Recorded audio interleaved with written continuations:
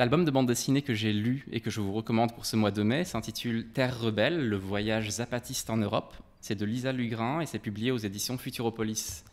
Alors, qui sont ces zapatistes dont il est question dans le titre? C'est une communauté qui contrôle l'État du Chiapas au Mexique, une communauté qui, au fil des décennies, s'est érigée en symbole des luttes pour la protection des populations indigènes, pour la protection des minorités, une lutte aussi contre les dérives du capitalisme. Or, en 2020, voici que cette communauté publie un communiqué dans lequel ils annoncent leur intention d'envoyer une délégation partout dans le monde, à commencer par des pays d'Europe, à la rencontre d'autres groupes engagés dans des luttes sociales. Et c'est ce voyage qui est raconté dans cet album de bande dessinée. 3 raisons pour lesquelles je vous conseille de lire cet album. Tout d'abord, Lisa Lugrin, l'autrice.